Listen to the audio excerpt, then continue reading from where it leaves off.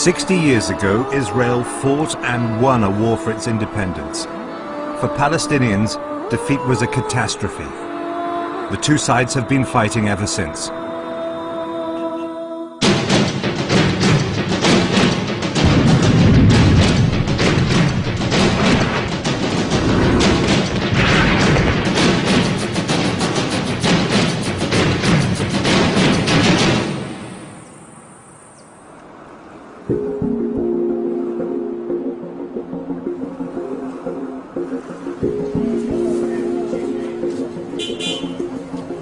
What happened 60 years ago still shapes lives in Israel and the occupied Palestinian territories.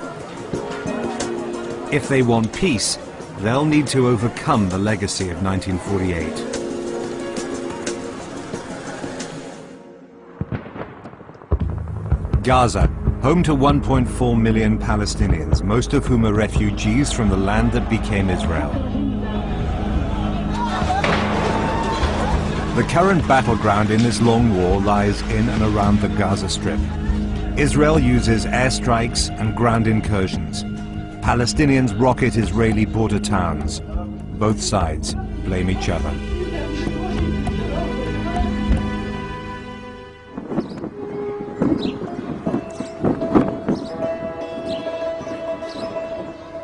Two miles to the north of Gaza, this is kibbutz Yad Mordechai. Some of the thousands of rockets fired into Israel have landed here.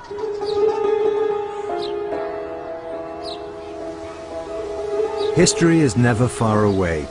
This kibbutz, or communal farm, was founded in the 1930s by Jews from Poland. They were Zionists who wanted to return to the biblical home of the Jews to make a state. We build a society with our own hands, by new forms of life, not only by high technology. The kibbutzim and the development towns. Those are forms of life that without it you cannot understand what Israel is. We developed the best agriculture maybe on earth. The Zionists had neighbors, Palestinian Arab farmers who'd been working the land for centuries. The relationship between the two was normal and reasonably friendly. It was after 1930, with the massive land purchases, with the massive immigration, that the Palestinians became aware that their existence was at stake. In 1943, the kibbutz took the name of Mordechai Anilevich, the Jew who led the uprising in the Warsaw Ghetto against the Nazis.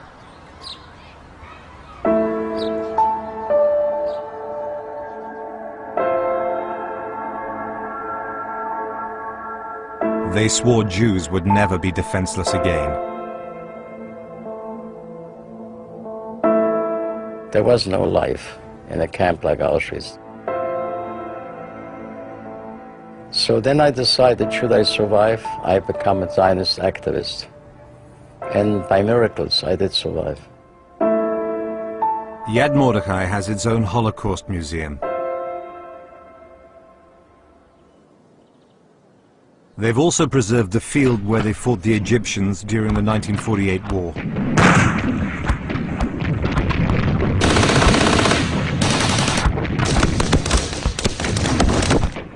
What happened here was a critical moment in the fight to create a Jewish state. 60 years on, Israelis have a lot to celebrate. It's been an extraordinary feat of nation building. But for Palestinians, every year this anniversary reminds them of what they call their catastrophe. For them, the last 60 years has been about dispossession and exile. During Israel's independence war, around 700,000 Palestinians became refugees. They left everything intact at their homes, everything. Some families even left their money, their jewels at home, and ran thinking that the storm will calm down and in 2 or 3 or months will come back. But Israel stopped them returning. Many of Yad Mordechai's old Palestinian neighbors are still close by, refugees in the Gaza Strip. They call it the world's biggest prison. Here is a war which had led to the uprooting of a villager from his village. You know how attached a villager is to his olive tree, to his little home, to his house, to his mode of life, to his... It's something unimaginable. I mean, the Palestinian people are one of the oldest people in their habitation of Palestine. Palestinians have to do some soul searching too. Why did it become a catastrophe? They could have accepted most of the land, a state of their own. They refused, not us, in 1947. We cannot apologize for their mistake. In 1897, the Zionist movement in Europe met and declared that it wanted to found a state for Jews in Palestine. 2 years later, the Arab mayor of Jerusalem begged them to leave Palestine alone and warned there'd be an Arab uprising if they didn't.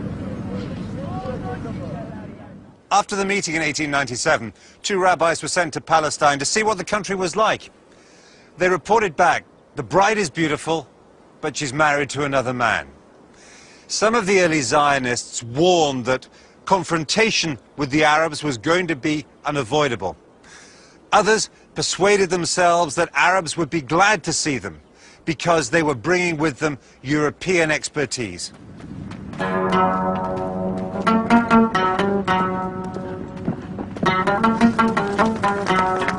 The majority of Palestinian Arabs lived traditional lives in around 800 largely self-sufficient villages. Politics was local and tribal. Life was hard. These days in the refugee camps, it's idealized, a lost dream of a homeland.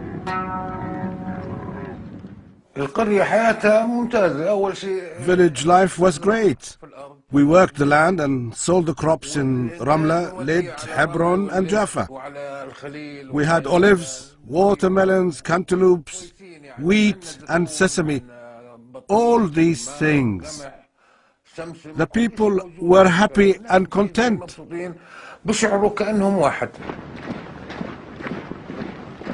Britain controlled Palestine between 1917 and 1948. In November 1917, as British troops were fighting their way up to Jerusalem, seizing Palestine from the Turks, the Foreign Secretary in London wrote a letter that became known as the Balfour Declaration.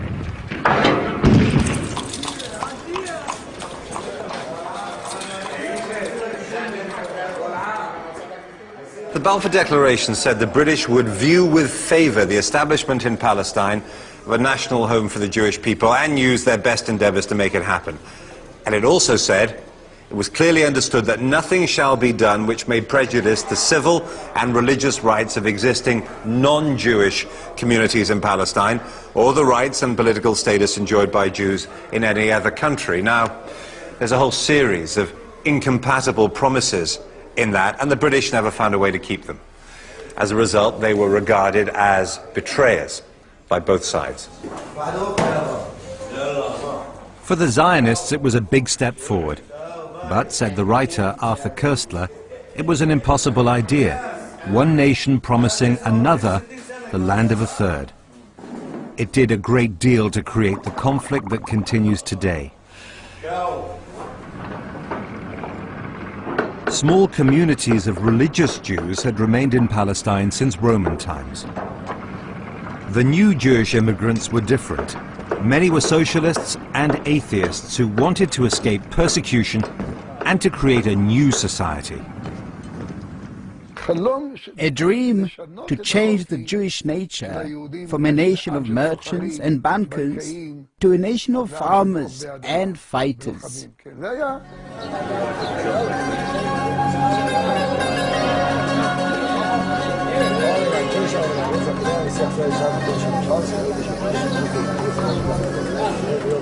In 1929, there was a serious clash here at the Western Wall, the holiest place in the world for Jewish prayer. More than 100,000 Jews had arrived in Palestine in the 1920s, and some had